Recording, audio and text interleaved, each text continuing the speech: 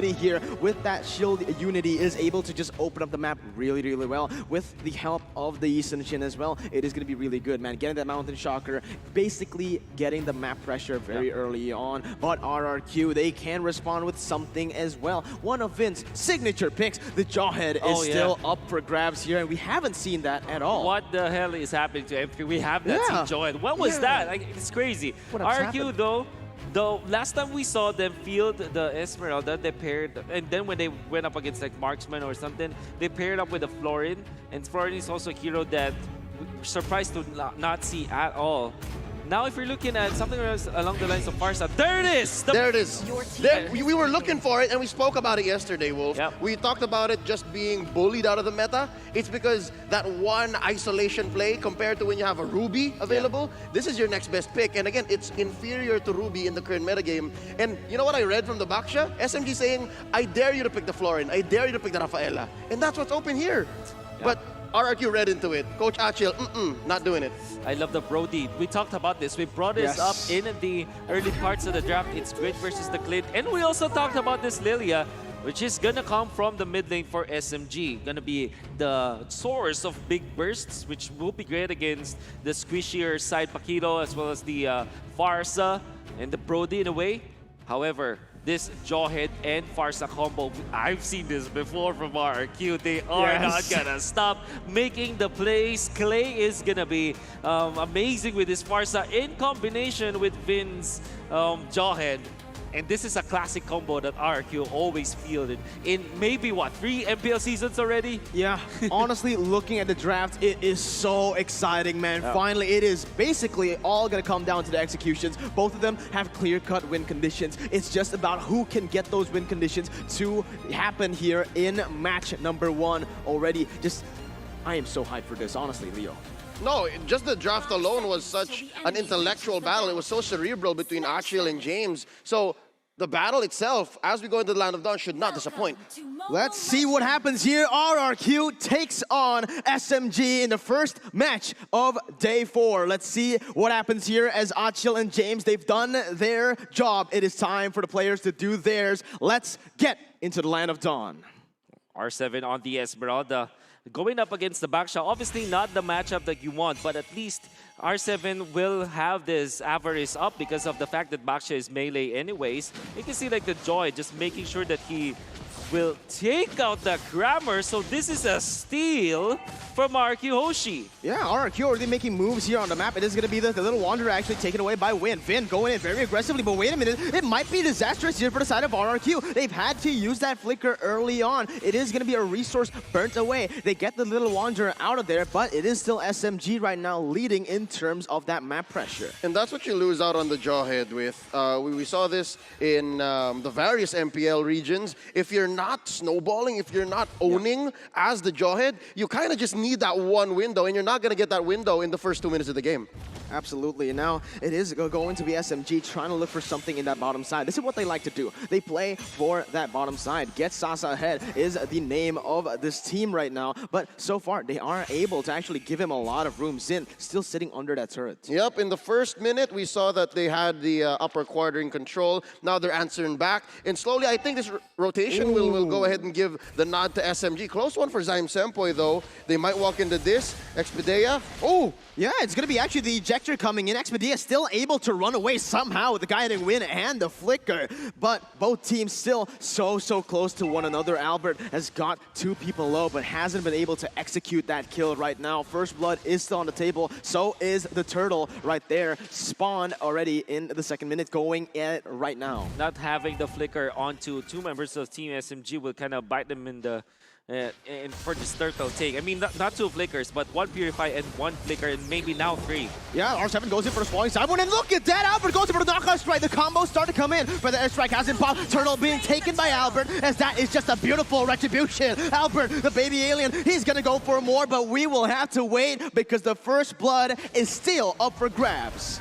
I love it. Opening up with the R7 Rendezvous. This is the way he plays the Esmeralda even early on. Doesn't even need the items, just the fact that the kit of the hero plays so well to his style. It's what they need. It's what opened up the XP lane. It's what opened up the turtle. And I could have sworn Team SMG was going to get it. There was the Mountain Shocker to open up the team fight. Yeah. But in the end, RRQ HOSHI, they placed Clay so properly. They placed Vin so properly. And now we're eating our words. The Absolutely. ejector is what they needed in that very moment. Can we talk a little bit about that retribution by Albert? Because it looked like, man, SMG had the control.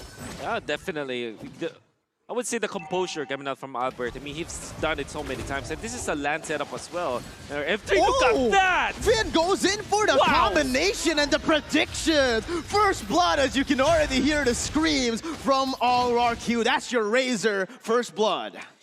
I could have sworn that he might be even faster than what Team SMG had to react to. I mean, he was way ahead, maybe 3 steps ahead of that. Using the ultimate first, the unstoppable force, he knows that the flicker will come in, and even through the turret aggro, he went in. Absolutely, Albert already forcing Zyme Senpai to use that black shoes, just pure aggression. This is RRQ HOSHI's playstyle. All they want to do is keep banging on your door, and certainly this is what they're doing. I'd suggest for Team SMG, if they're feeling that there's like too much pressure, and they're not ready to take fights yet, play to that strength. Get away from it. Use Expedea to face check. Use the Mountain Shocker defensively. Because if not, they're going to keep walking into Vin. They're going to keep walking into R7. And right now, this is step 1. Smooth, isolate R7. Smooth, go ahead, do some face checking yourself. Use that Baksha rollout, unite, and make sure that there's nobody lurking. Nobody making Win's life difficult. And the one thing that Team SMB can hold on for this early game, the one thing they can say that's good is Sasa hasn't died yet. Sasa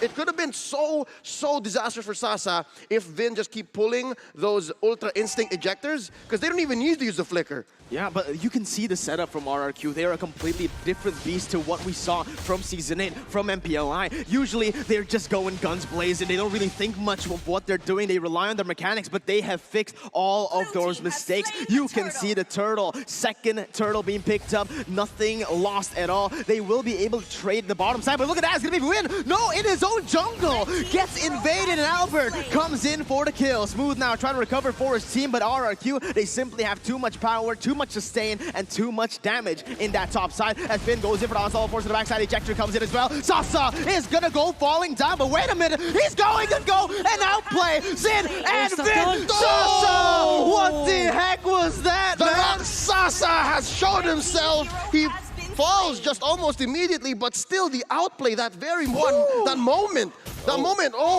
That was amazing, but however, RRQ will still get more. So they want to go for Expedea this time, but Albert might bit him off more than he could chew. Is really taking advantage of this turtle buff, but which is, by the way, super underrated on the jungler Paquito. With so much burst and nukes from the physical department that you can get from the Paquito, it is even more amplified with that bonus that you get out of the turtle. But look at that, Sasa flickering in forward and gets the entangle as well. My God. What a series of events for SMG. However, it was put to a stop by Clay. Honestly, that was beautiful there, man. He played with the vision. He went into that bush, but Expedea now, he's going to go use Circle Eagle, but it's actually going to be Zin bringing them back onto the turret, and Expedea will lose a lot of HP. This is the time for RRQ HOSHI to maybe look for something in that top side. You can see that they did the switch now. R7 and Smooth down on bottom. They understand that for Sasa to get some farm, you need to switch it up. You need to give the firepower over here to Team SMG to try to get at least one more turtle for SMG before we go into Lord timers. And the thing is, Expedea shouldn't have done that. I think that was very risky. They just made the call at the last moment to say, okay, Vin might be here, and there he is indeed, actually. Yeah, Expedea gets caught out right there. There's already 2 ultimates being burnt out for the side of RRQ as SMG. They might look to collapse, but look at the damage coming in. Albert completely just removes Zyme Senpai out of the game, and Sasa's next. Albert, the baby alien, he's looking for the triple kill, goes in under turret to pick it up. Oh my God, SMG, they're nowhere to go. Maniac for the baby alien, holy. Albert is putting a show, and we've used this term before. This is a seminar, this is a clinic. We are seeing Albert showing how it's not even just the efficiency of how he was able to use his skills. The combo is just too good. The way that every single choice of skill that he thrown in that specific skirmish was perfect. Phenomenal. It's perfect. Like this 3-combo finish against Zai Senpai, and then he waits for another refresh of his skills, and then eventually takes out Clint. Such a perfect execution from the Paquito, and I'm sure that will go down to the textbook on how to play the Paquito. It's part of the scramble. I think Team SMG, they already kind of got off tempo when they started that call and say, okay, underneath the turret, we're going to try to get a circling eagle down. And they kind of felt a little bit of hesitation, a little bit of ganker's remorse, if I might put it that way. And that's what opened them up to that quick take up top, a maniac for the baby alien. And now they're scrambling. Again, one more time, R7 here, he's comfortable, more than comfortable to take his fight. He's in a 1v3 and he doesn't care. He's not taking any damage right there. Sasa will be able to pick up an objective on the board in that top side, but still R7 with this pressure. I do want to go back, roll it back again to that replay, man, because you saw Albert, he was actually caught in that sandwich. Yep. The decision making and the shot selection by him was just beautiful. They had all the kit. They knew exactly where they were. They knew how to engage. They had their perfect targeting. The fact that Sasa went down second in that row of 4, if at 2K you took down the Clint, then you're all good. You're good in the hood, as they say. Yeah. You're good in the hood, absolutely. But this is what I wanted to see from RRQ. This is the Indonesian aggression that we all love and we all know. From yesterday, we've seen a lot of macro plays. Crazy this, crazy that, but we haven't seen this. Look at that. It's just RRQ going to town. Zin picks up the kill, and SMG are forced to back away again. Man. This is a more refined version of that aggression. I took note of the way that they performed in MPL, the way that they did in the Invitational, and they seem to want to pick fights and then convert. Now it seems like they're thinking 2 steps ahead. Maybe we can convert into this, but where do we find the fights? And that's what's happening with RRQ HOSHI this time around. They're not even looking for the people. The dudes just come to them. The bodies just come to them right in the way of their steam-rolling pattern. And right now they're ahead 2 turrets. R7's just, again, going 3v1. Yeah, you can see, honestly, when we take a look at the items, because usually oh my god, this is RRQ. Man. They split up the map, they can do it. You want to go for team fights, we can do it. And R7 once again zoning off the members, flickering forward, and he's looking for the 2v1. Look at the way he's buying the time for RRQ members to walk up to the top side, and all of that while doing the setup to go and siege. You get nothing, sir. Looking at the gold here, R7 is at 6K, Win is at 4. He's ahead by 2 over the opponent's jungler, and that's just what happened here, forcing SMG to switch around. We already saw Sasa go from top to bottom, bottom to top, and looking at his farm right now, it's at 6K. R7 still ahead of that. Oh my goodness, the way they played this game has been perfect so far. Look at the waves crashing in at the exact same time as that is all the tier 2 and turrets taken off the board. You can see from the face cams right now. Oh my god, just to put the salt on the wound, you get another pick off, and the Feather Airstrike will be able to take Sasa to very deep waters. RRQ are gonna go in for it. Lands on a 3, and they're just styling at this point. They don't need to be able to make these plays anymore. All they need is 4 of those inhibitors. But Zin goes in once again, using that torn apart memory to deal some damage as Albert. He is not going to be punished at all. At this point, I'm not even questioning why it's Zin and not Skylar, because you don't need mechanics at this point. You just need that killer instinct. You just need that grit. You need that experience to understand that it's the Albert show this time around. We're setting him up. Clay's gonna make him soft, and Albert's gonna knock them all down. 4 in a row earlier already, and looking at the gold lead, 10K in 11 minutes. 10K, where does Team SMG even go from here? Oh, you know, you see Vin is 5.3K. That is the roam, the position 5, the least priority. And look at Win. Look at 5.7K. The difference between the jungler of the enemy and the roamer of RRQ is just 300 gold. And that spells doom for Team SMG. That is insane. If you look at it, 11 minutes and you're able to build this much of a gold lead already, only losing 1 turret, by the way. There's too much on the back of the lone cowboy here. I know that one key for Team SMG to get back is to make Sasa a threat, to give Sasa a chance to hit those free hits and then get the burst on to Clay or even Sin. But it's just too hard, there's too much. It might just break the camel's back. Yeah, you can see the positioning as well from the side of RRQ, man. They played really, really smart. They know that they are, they freeze the waves, right? And they put someone in their bushes in the enemy jungle, waiting for someone to just overstep a bit. You can see, though, SMG, they know how to do this. You saw that whoever gets caught, usually it is mostly Expedia. With 4 deaths, he is doing what a roamer should do in a losing match. You can see Sasa, the only hero that has a kill inside the team SMG, and that was a double kill that he had to really put up all the stops. Even just, Flicker trying to outbrain RRQ HOSHI, but then eventually gets taken out by Clay. What I'm trying to say is that RRQ HOSHI, they're not in it for just solo kills or solo trades. They always will try to win the trade-off. Whenever it is like a kill, they will try to get a turret from the other part of the map, or maybe get an exit frag, as we call it from the from our FPS games. And that's what I was saying. They're thinking 2 steps ahead. It's not the same old RRQ HOSHI, not the king of kings that are just bloodthirsty, all puns intended. They actually want to conquer this time around, and they're thinking, do we attack it in a political manner? Do we play the mind games? Do we circle around and try to, again, camp in their bush and try to bait out these free pickoffs so Lord is more open? But right now, Team SMG looking at the scoreboard. Ladies and gentlemen, 11K ahead. 11K ahead. It just refreshed. 9 kills ahead. 6 turrets in. A Lord above. There has got to be some sort of mental toll. Some morale depravity that Team SMG is under right now. And look at this. Yeah. You can't take that one. Exactly. That's exactly what happens. And Vin goes in for the backside, going to be able to get it. But look at the damage coming from Albert. He actually dives all the way to the backside, going for the knockouts, right? Able to get 2 right now. But the damage will not be enough. R7 comes in for the follow-up, and that's all they need. It's the setup they need for the enhanced Lord. They have used a lot. They back SMG up, and now it's time for the Lord.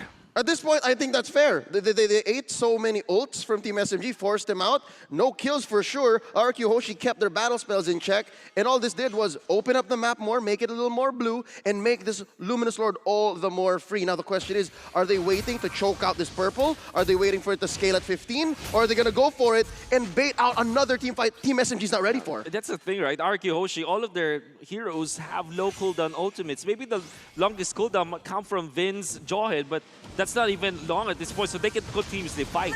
Oh my god, they get enhanced. Lord Vin goes in, and that's gonna be Win instantly just shot down. Legendary picked up right now. The Feather S-Strike comes in to go to do more damage to the backside. Albert go in for the double kill. He's looking for another Maniac, boys. He's gonna get the triple kill. Is it a double Maniac? It is not going to be just yet, but Albert, he does it again. The baby alien, the young Lord, whatever you call him, the King of Kings have come to play. They're so clean. 2 Maniacs for Albert in the first game of the day. A Maniac twice over. What a performance. What an opener. What an opener indeed. And we saw how he was able to just use the Paquito in the late stages of the game. But in the early to the mid game, we see how efficient he was. Taking advantage of that turtle buff. We know that he has bonus damage, so that even just a 3-hit combo or a 3-skill combo from the Paquito can melt the Lilia down from 100 to 0%. And he did it over and over to the point where he got a Maniac, and then he did it again in the latter portions of the game.